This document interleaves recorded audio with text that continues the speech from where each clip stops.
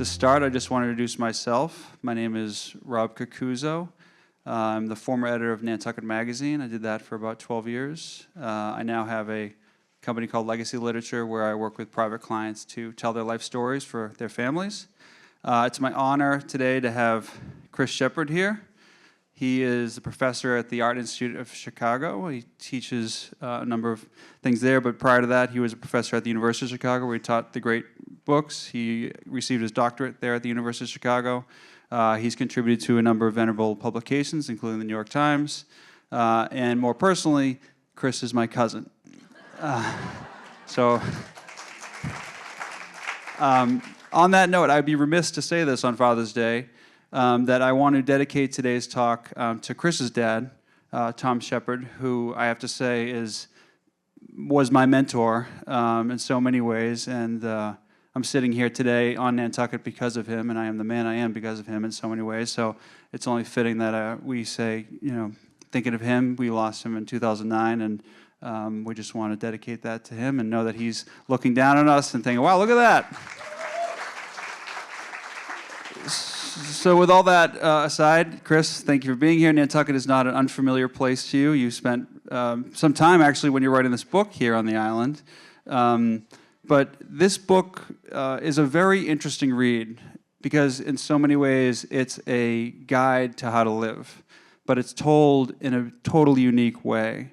You're basically fusing Greek mythology and the lessons that we can take away from the old ancient wisdom, but through the prism of baseball. And then you're also combining this vehicle of memoir. And I mean, I think it's fair to say in the canon of philosophical works, this is a first. Let's just say, we'll call it a first. Don't argue with that. It's a first, everyone. You did this book. Am I on here? Yeah. Yeah, you're on. I don't want to correct you right away. Please. We are related. I know where you live. So let's just talk about seed of inspiration to kind of create some framework around how this book came to be, because it's been a long time coming.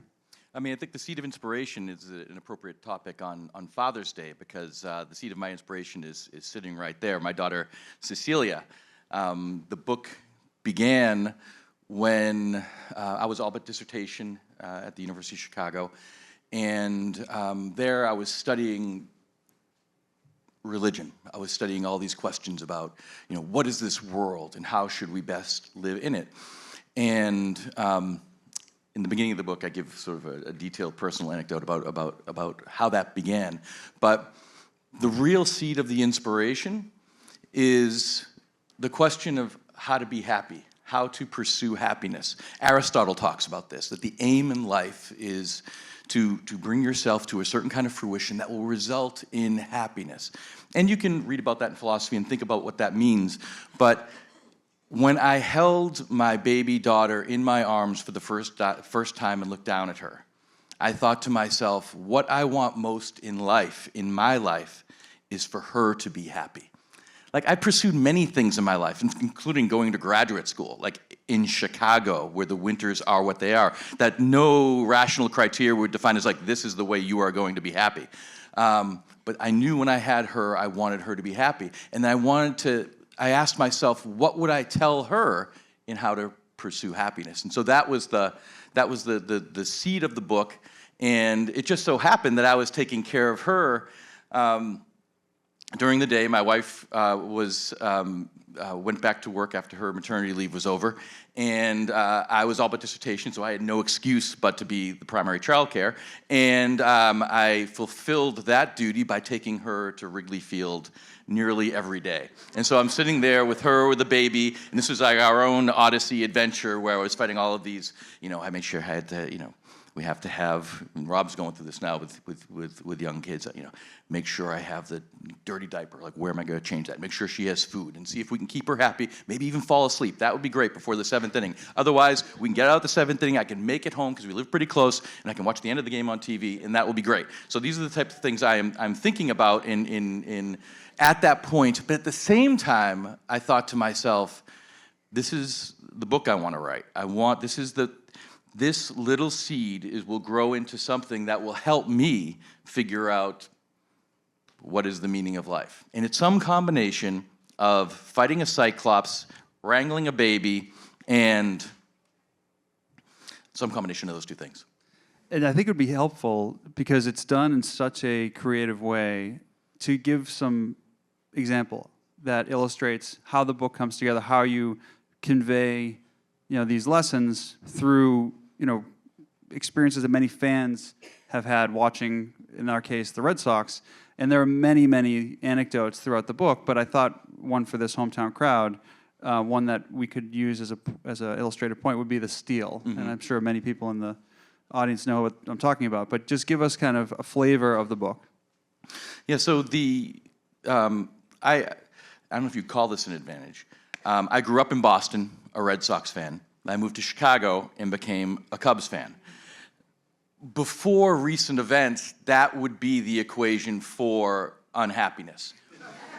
But I will tell you, though, that they've since, well, I'm not going to ruin the end of the book, but the Red Sox win and the Cubs win. And because of all the things that went before, I'm one of the happiest persons in the world. The other thing is the book is endorsed by Theo Epstein, who I personally, he personally brought such happiness to my life. Having the Red Sox win, having the Cubs win, and then endorsing my book. So those three things were added up to something fantastic. The book is organized into 9 innings plus 1 extra. And the 9th inning, which Robbie refers to, is on comedy. Now, a comedy, in terms of what a classical genre means, is a comedy, all it means is a story that ends with happiness, right? Dante calls his great poem the Divine Comedy. Why? Because even though he goes through hell and purgatory, he gets to heaven, and so he's happy. I do my 9th chapter, as you're saying, as the culmination, because it's on the steal. And if you don't know, it's a mysterious. There are many mysterious aspects of baseball. Here is one. In the crucial game in the series, the Red Sox are about to be eliminated, and fat, affable Kevin Millar comes to the plate facing Mariano Rivera, who is the most formidable pitcher in baseball history. He says that his one pitch is from God, and if it is from God, it's from an angry God. And he leaves people with broken, ash bats, and they're gnashing their teeth going back. And there's Millar, and he walks. Millar goes to first base, and Dave Roberts is brought in. Now, Dave Roberts had been acquired at the deadline to steal a base, right? This is what he's meant to do. Everyone knows he's going to steal this. Terry Francona, the manager, has said he just winked. He just winked at Roberts. Roberts gets in there. He knows what he wants to do. I had 5-year-old Cecilia in my arms, and I said to her, "That man's going to run," right? Everyone knows, and he does, and he steals it under the swiping glove of Derek Jeter. How beautiful is that? And from there on out, you can see, this is you see the mask of the frowning mask of tragedy and the smiling mask of comedy. Red Sox fans are now wearing the smiling mask of comedy, and you can read all of the New York newspapers where they don't say somehow brilliantly, the Red Sox took it back. Instead, they said, being New York fans, that somehow they choked. The Yankees choked. Right? Those are the two sides to it. How this adds up to everything in the book is in the first part of the book, I talk about the classic virtues as delineated by Aristotle and as dramatized even before that by Homer: courage and cunning and temperance and justice. And I also talk about how the world is beautiful and sometimes it's sublime and most of the time it's tragic if you're a Cubs fan or a Red Sox fan. But Dave Roberts was the right man at the right time, and he did the right thing. That's what you want to be. You cultivate your virtues so that circumstances conspire to make you the one who did it. It's not only that he meant to do that, it was as if he was made to do that. And you have this sense that I would call aesthetic or poetic. It was beautiful. He came together, and we were happy. Now, it gives you chills even thinking about it now.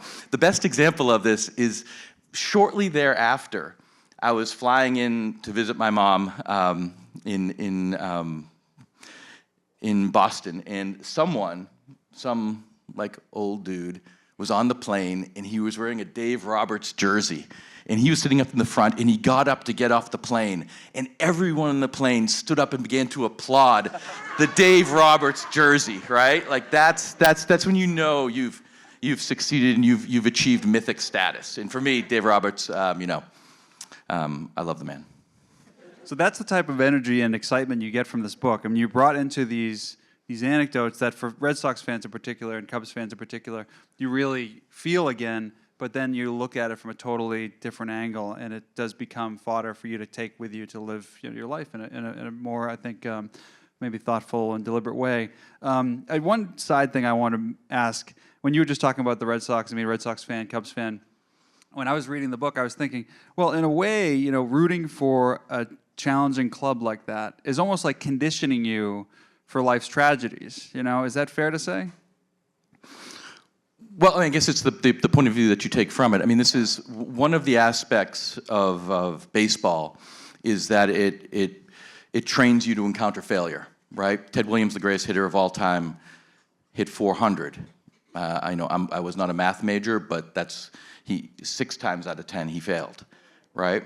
It trains you to fail. Well, the third chapter of the book is on courage. Part of the courage, everyone says, don't be afraid of the ball. Don't be afraid of the ball, right? And you should be afraid of the ball, especially if it's coming 90 miles an hour and the pitcher's trying to brush you back. And the reason why people are behind chain-linked backstops saying don't be afraid of the ball is because, you should be afraid of the ball. But then I realized that the real reason they were saying don't be afraid of the ball was to distract you from being afraid to strike out, from being afraid to fail. And that's what Babe Ruth said, don't be afraid to strike out. And he was the most prolific, we'll see how Judge goes, but Babe Ruth was the most prolific offensive person there ever was. And what was the question? Basically, that rooting for a losing team, that kind of conditions you for a hard life, Yeah. And I don't think it's necessarily a negative thing. Yeah. To subscribe to. So you need to muster the courage in order to even try. And there's an offshoot of ancient philosophy, which is very popular now. It's been resurrected, called Stoicism, where you stoically bear with life's tragedies, and maybe you even submit to. Maybe take a cold. In my version, maybe take a cold shower in the morning. Maybe drink that coffee when it gets cold. I mean, there are other more harsh versions of Stoicism, but I might be bleeding my Stoicism into like an Epicureanism somehow. The ethos that I celebrate in my book is not Stoic philosophy. It is more of a heroic vision. Like you're telling yourself a story. You're seeing your place in it, and you're trying to, again, like Dave Roberts, I want to be courageous. I want to be cunning. I try to make my best thoughts about my best actions habitual, so I become this well-tempered self. So when the right time comes along, I'm the right man for the job, and we win. That's the hope, and this is this vision that when I was there with my daughter Cecilia, and I just so happened at night to be teaching the great books. I was teaching the Odyssey, I was teaching the Iliad, and I was saying, Achilles, he's kind of like Ted Williams, or he's like Jackie Robinson in a way, except if Achilles could have been really good. Odysseus would have made a great pitcher. Pedro Martinez would be a great Odysseus. So you can play these games, and I think it's helpful to think about. I remember I took a trip to Italy, and we went to an Etruscan architectural site where the Etruscans had dug up the necropolis. If you ever get to the city of Trittaldo, they dug up the Acropolis, the necropolis, which is the city of death. It's kind of like their graveyard. And there, the wealthy Tuscans had their funeral urns, like little sarcophagi that were carved of the most beautiful white alabaster, right? And I begin to look at these, and this is from pagan times, and I see there is Achilles weeping over the body of his beloved Patroclus. There is Odysseus drawing his bow and taking on the suitors. And it occurred to me that this isn't just poetry to these people. This isn't just stories. This is religion. This is how they're ordering their life. This is how they're orienting themselves in the world by looking at these stories. And that's at this heroic vision that they say, Homer is the father of the Greeks, and the Greco-Roman civilization is the one we live in to some extent. And so I'm trying to bring that back and bring forward, except for me, instead of Achilles running, there's Dave Roberts running. The book comes about at a very appropriate time, I think, and you've mentioned this. Obviously, philosophical writing's been around forever, but in more mainstream times, we have, like Ryan Holiday coming up with, he's really popularizing Stoicism, and I'm wondering, why do you think there's an appetite in American culture right now for, re-engaging these kind of principles, these thinkers, and how do you think your book contributes to this new kind of re-engagement? Yeah, that's a really good question about how the culture itself is evolving and churning in different ways. I think there is a cycle to it that people need to reflect. Socrates said the unexamined life is not worth living. Martin Luther King said the unlived life is not worth examining. I think there is a hunger in people's, to use an old term, but I think is apropos, there's a hunger in the human soul to know, who am I, what is my place in the world? And I think now in a time when we have powerful technologies and clever people working to distract our attention, that numbness will become an ache that will make us want to find out, to ask. So, and I think that's maybe this is a good time to think philosophically. It's a good time to begin that task of contemplation. I thought of the book, in my mind, it was sort of my response to Zen and the Art of Motorcycle Maintenance, but rather than motorcycle maintenance, I had baseball, which I thought would be much more interesting and popular. And then rather than Zen, it's this ancient wisdom of Socrates, Plato, and Aristotle, going back to Homer. I also thought of it as my version of Walden, except rather than a shack on a pond, it was a baseball park in the middle of the city. And instead of going alone, I brought a baby along with me. And I think she was a good interlocutor. Yeah, just to follow up on that, and related to American culture, we've seen sport give us these pretty profound moments of healing, particularly baseball. One comes to mind is with George Bush throwing the first pitch after 9/11, and how I think no matter what your politics were, you felt incredible American pride to see your president out there and throw a strike. And I'm wondering, in today's age where we find ourselves in a particularly divisive period, maybe we should be returning to this American pastime and finding it as common ground. I wonder if you have any kind of thoughts on that, especially as you've toured your book and you've been around. Yeah, this answer comes after the book was published, and it came from publishing a book in a world that seems pretty divided, right? It's something that the other authors over this wonderful week have commented upon. Whether calling in, how to speak with one another, or what Bob Woodward was talking about in trying to renew a common call to the truth. I think there is something about excellence. There is something about, so the term virtue has its root in the Greek word arete, which goes back to Ares, the god of war. For the Greeks, virtue, and it shouldn't be understood as goody two-shoes, best intentions. It's not about intentions. It's not virtue signaling as such. The word meant virtuosity. It's much more like Rubinstein at the piano, or Manny Ramirez is more of a savant in a way. But so Ted Williams, say, at the plate. That is the aim. That's what you need to be. You need to be excellent and strive for excellence. And I think there is a time at the game that could unite us. When you see the center fielder running for a ball that he can't catch, But he gets there in such a way as if, yeah, I'm going to take off at the right time, so I leap from my feet, and it'll land in my glove, and he catches it. And everyone goes, wow, oh, like the excellence that you see there then. Those who are cheering for him put their hands in the air and say yes, and those who are cheering for the batter and for the team, they put their hands on their head and go, oh. But both of them are recognizing excellence, and the loser tips their cap and says, that was great. And I think something about, and this is what and it's not just like me thinking this, it was like Plato was thinking this, the contemplation of excellence is the beginning of philosophy, and it's the beginning of conversation. And I think conversation about like what is true is like the previous speaker was talking about. What is beautiful? What is good? We found yourself in that common conversation about what concerns us most. Well, suddenly we find a common ground where we might be able to actually solve issues.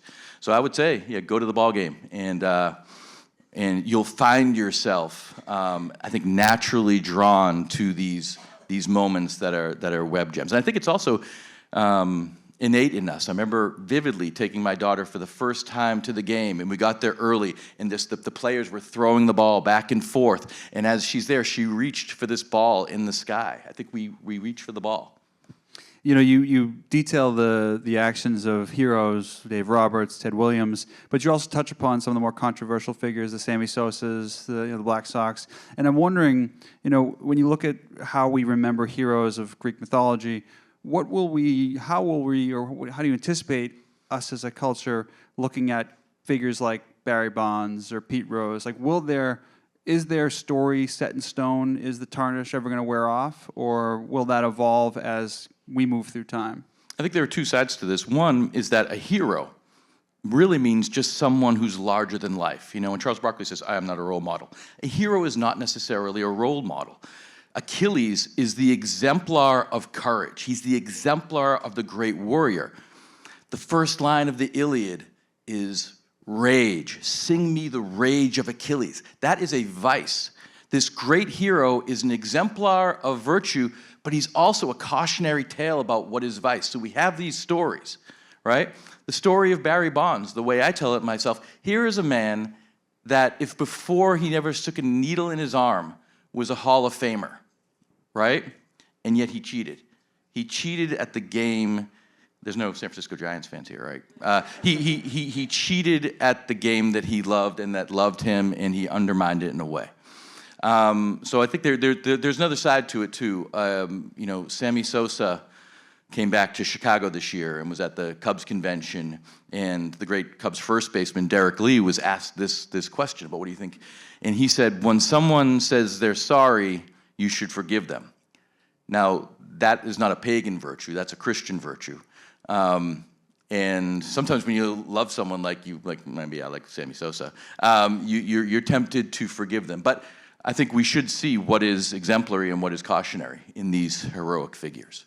Do you think, just when you mentioned the Giants, I'm just wondering, do you think Yankees fans can take something away from this book? Because you definitely don't hide your feelings about Yankees fans in the book. No, that's not the Yankees fans, the Yankees. Oh yeah, don't let me even talk about the Yankees fans. That's a whole different thing. This the Yankees. I have great admiration for the Yankees, right? I mean, they are one of the great classical virtues is to honor your enemy. I have a whole little section as a Cubs fan. We are our enemies are the St. Louis Cardinals, but I have a whole section on Yadier Molina and why he is part of the greatest catcher since Johnny Bench, maybe. Yeah, and I have a section in my book called Yankees Suck and Other Universal Truths. And that section is all about Reggie Jackson's astounding performance in October and how he earned the moniker Mr. October, right? So, the Yankees make baseball, more than any other team, I would have to say, the Yankees make baseball mythic. Happily for me, they are the villains on the other side of the Red Sox, and when we won, it was that much sweeter that we got to go through the Yankees to do it. So I think, and I talk about Jeter, I talk about DiMaggio. You can't talk about baseball and the greatness of baseball without talking about the New York Yankees. There are a lot of regrets in who I had to leave out. You know, the muse is a cruel mistress, and so in order to to make it a succinct, I think it's important for philosophy, especially popular philosophy, be something that you can like sip and read and think about, and then keep on reading. So I had to cut certain important people out. Like I had to cut my favorite player of all time is probably the pitcher Jake Arrieta for the Cubs. He's not in it. I didn't put the Mets in there, and most importantly, I didn't put my son in there, who is actually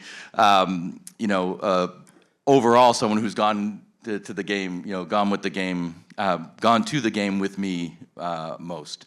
But he's kind of a, someone said, well, this is both children in the baby, and I'm saying, well, Cecilia is Cecilia, and like all the best things I say are probably like things that Thomas said to me at some point in the book. So he's sort of like part of me. I want to wrap a little bit more about that, just the craft of writing, because as I said in the beginning, this is a very unique, you've got this memoir piece to it, you've got this kind of historical commentary on the game of baseball, and then you're obviously doing an examination of Greek mythology and these classic stories. Was that a challenge to fuse those three things? I mean, because it does seem, I remember in working on some of my own work, your initial, I find there's always reluctance to put yourself in a story when you're talking about other big major things. And so I'm curious to know if that was a reluctance for you. Obviously, we talked about the seed of inspiration, but was there an evolution over the period in which you're working on this? Yes, in the period I was working on this, you should know, just to give a certain sort of context, it took Odysseus 10 years to go to Troy, 10 years to get back. That's 20 years. I started this when Cecilia was less than 1. She's 26 right now, so it took me that long, and really it took me long to distill it down to this. I would say that the secret, so I have these two unlike things. I want people to say, ancient wisdom of baseball. How do those two things relate to one another? I don't quite understand. And the answer is, they relate to you. They relate to your life. These two things, baseball and ancient wisdom, hold these lessons that you can apply to your life. And I would say I don't write a memoir. They're just that explanation and that appreciation, these vivid stories and the interpretation of those stories are held together by certain punctuating moments that are kind of like personal anecdote. Yeah. And like, as again, Cecilia was the inspiration for that, and I just put those in there and just like where they seemed natural. And I've been really surprised, I hadn't even anticipated this, by people's reactions, because I've actually had people thank me for writing the book, because when they read it, it reminds me of when my dad took me to the game. It reminds me of when my mom and I would go. And I think the secret is I didn't write a memoir. I just wrote these personal anecdotes that is just enough to evoke other people's memories. And then they read the life lessons and they project their own lives into the stories. And these lives, and those stories are necessarily nostalgic. The word nostalgia comes from the word nostoi, which means a story of going home. The most famous nostoi is the Odyssey. It's about Odysseus going home. So in a way, I start off, Wrigley Field is my home ballpark. How do you find your home? And what I was really happy about is when people start saying this to me, I was like, oh, maybe I'm giving them a way to find their home in the world that I'm writing about. Do you think baseball is uniquely qualified to be kind of the premise for this type of book, or could you see extending it to other sports? To some extent, I do think baseball is the one. I mean, I'm a big football fan. I have season tickets to the Blackhawks. I have season tickets to the Bulls. I don't have time for other hobbies because sports takes up most of my time, especially baseball. I think there are two aspects of baseball. I think I lament in some way that the NFL has taken over as the national pastime. I think that's just like a fact now. Although baseball this year especially has gotten much more popular. Baseball has moments that some might call boring. And in those moments, it gives you time to think. It gives you time to have a conversation. It gives you time to wonder about what's going to happen next and then reflect upon what just occurred.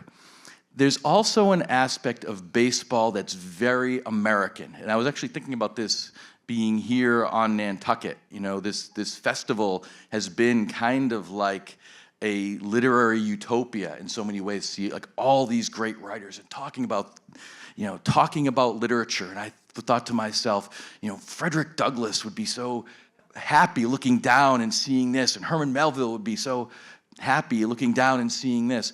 And Herman Melville, when he was writing Moby Dick, was rereading all of Shakespeare, and he commented on Shakespeare, and he was wondering about what is the state of American literature. And if Shakespeare were alive today, would he write any better? And Melville's response was yes, that American literature has the opportunity to do something that English literature and European literature didn't have the opportunity to do. And he said what? And the reason why, he says, because the Declaration of Independence makes a difference. We are a country that was founded with the express purpose for its citizens to pursue happiness. And I kind of feel like Abner Doubleday, the mythic figure, came up with this perfect little cultural artifact called baseball that, in my view, it's there, it's given to us so that we may better pursue happiness. I want to be able to open up for questions. I'm going to do that in a second, so be thinking about what you might want to ask. But my final question before we move to that is, on Father's Day, why would this be a good guide for a dad like me who's got 2 little girls and, trying to figure out how to best serve them as they get older? What is the... And also, is the twist on this, too, is why being a dad uniquely equipped you to write this book? Well, you can't get yourself a gift for Father's Day because that would be lame. But everyone else knows it's less than $30. No one wants to spend more than $30 for like their dad. This isn't like Mother's Day or something, which is which you have to prepare for all year long. So it's at the right price point. At least it seems kind of gifty. I do think that I kind of present the romantic comedy of parenting in this book. There are all sorts of, Bob Woodward said, beware the demon of what was it? Yes, beware the demon of pomposity. Sophocles would have called that hubris. If you have a problem with hubris, try taking a baby to the baseball game, and you will be humbled in every way.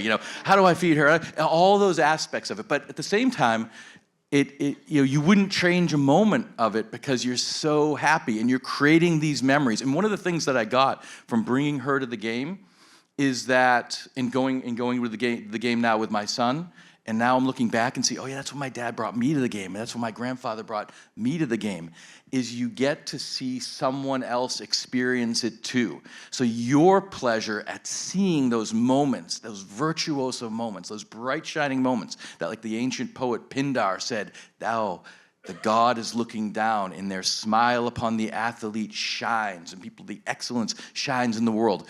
When you see it with someone else and someone you love, and you share it with others, it is amplified. It becomes bigger, and it becomes something that will inspire you to keep on doing it. Very well said.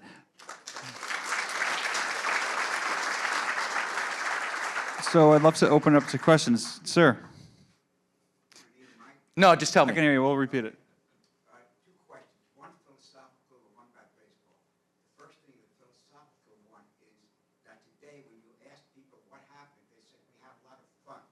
I wish you'd discuss the difference between fun and joy and happiness. That's, I think, very important. The other thing, just about baseball, you think about tragedy. I grew up a heart and soul lover of the Brooklyn Dodgers. You reject what people would feel here if the Boston Red Sox one day picked up and moved out of Boston into California.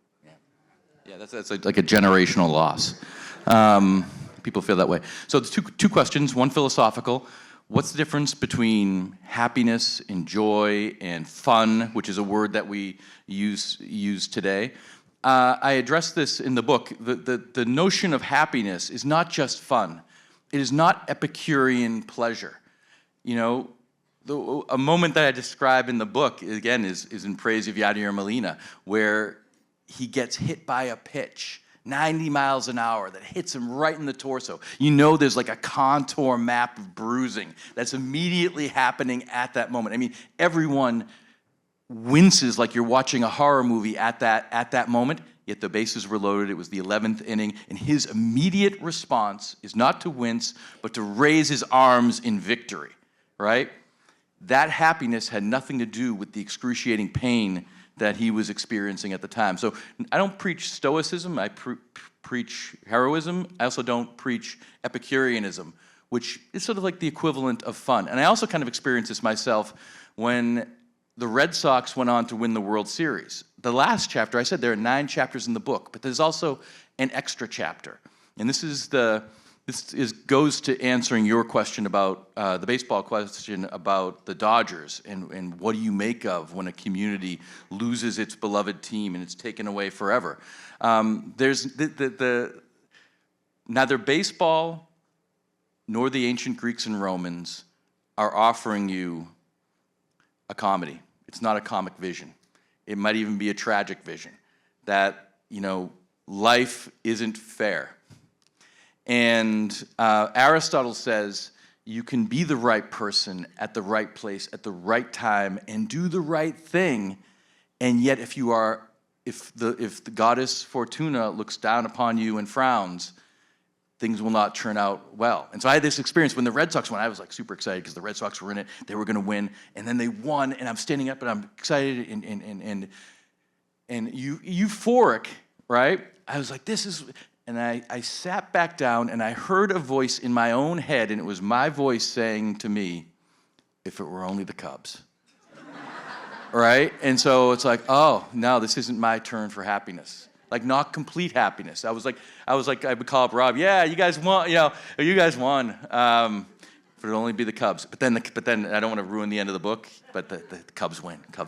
And that's the extra, and the Cubs won it in extra innings. So you need the extra inning. It's all these things, and you need that little bit of fortune to be ultimately happiness, which is, Sir.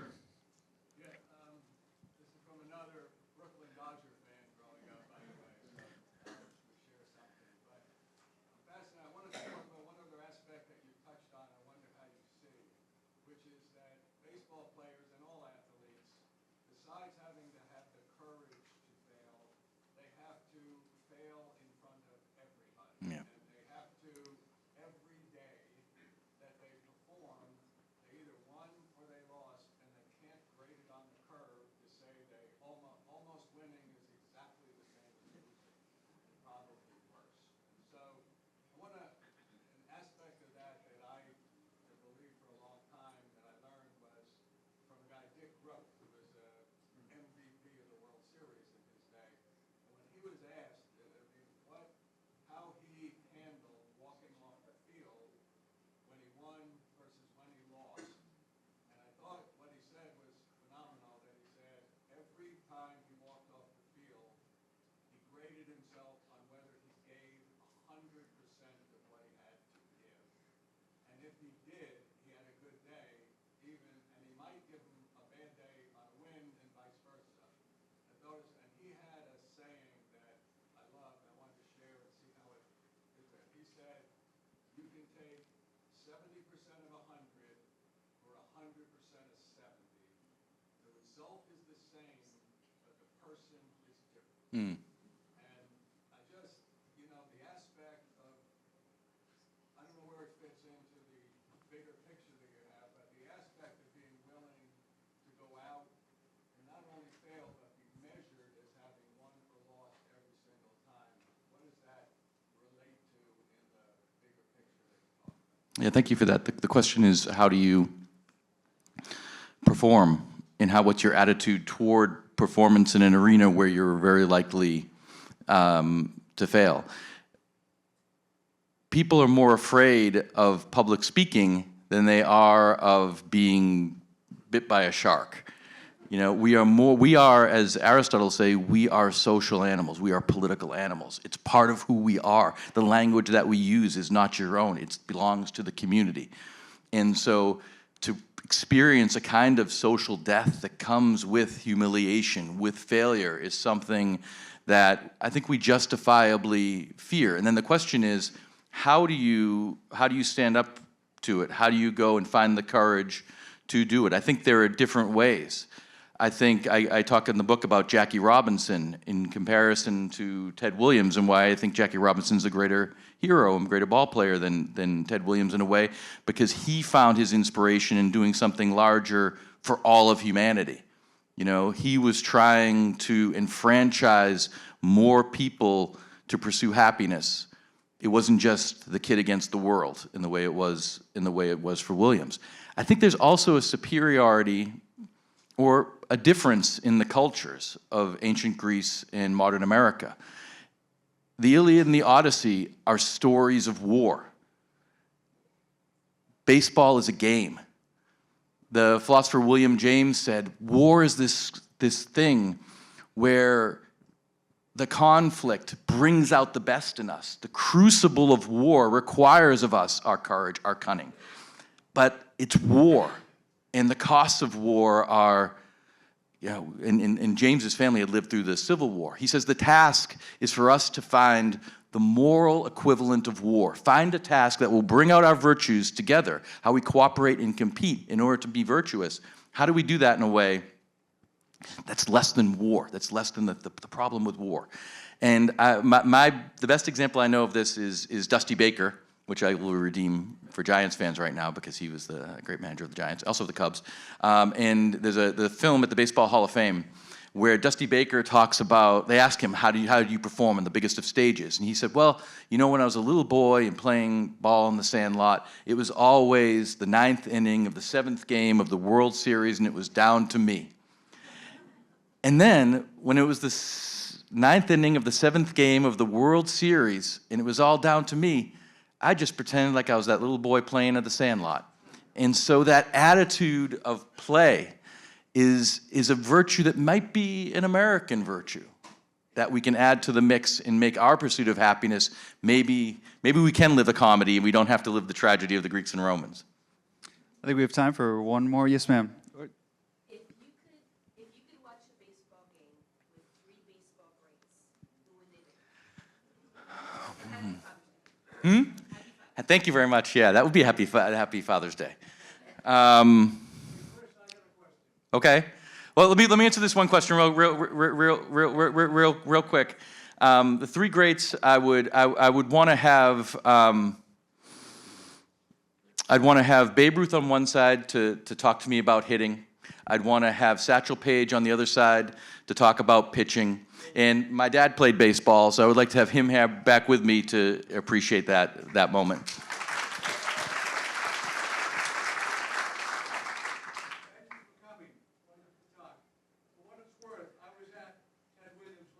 Wow. I grew up in Milton, Massachusetts, 30 miles away, and my dad and I and kids, we used to go to Fenway Park all the time. And so seeing, Williams was regular, but we saw the last game, and what a contrast. Today it would be a media event. It was a pre-game, build-up for a week, and interviews. It was a nothing game. It was 15,000 people in Fenway Park that holds about 33,000. We had seats 10 rows up between first base and third base. He hit that long shot to right field, and he came around in Williams fashion, hardly acknowledged anybody. Yeah, did he not? Tipped his hat, He did. Okay. and he went in, and that was the end of it. Yeah. And I never thought much about it until the legend of that game grew, and I got to realize how maybe important it was. But it would have been an entirely different media event today. Yeah. When the legend is better than the facts, print the legend. And my father saw all of the great hitters in the 20s and 30s, and he always said Williams was the best hitter of even Ruth and Gehrig and the rest. Had he not been interrupted with World War II and Korea, Yeah. playing with John Glenn in Korea, he said he was by far the best hitter ever that he ever saw. And he used to go to Philadelphia in the summer, and he saw all the National League hitters. My father also told me that he remembers Williams pitching, which nobody knows. He was pitching the 8th inning, 9th inning, and he would mow them down and save the game. He was 20, 21 years old. Yeah, I'd like to see Williams pitch just because I think it might, put his greatness in perspective. Because he was he was a hero where, John Wayne wishes he could grow up to be Ted Williams in a lot of ways. I had the advantage in Chicago of seeing Michael Jordan try to play baseball. I mean, Michael Jordan's the greatest athlete I ever saw in life. And it's, he learned to avoid that demon pomposity from that experience. Oh. I saw Bobby Thompson hit the home run. Oh, really? And I came out, I cried like a baby, and my mother was so angry at me because she asked, "What happened? What's so wrong?" I said, "Thompson in a home run, the Dodgers lost." She said, "What, are you crazy?" That's another example of why baseball is great. It's because where else do people cry like babies if they're not babies? Thank you, Chris. This has been wonderful.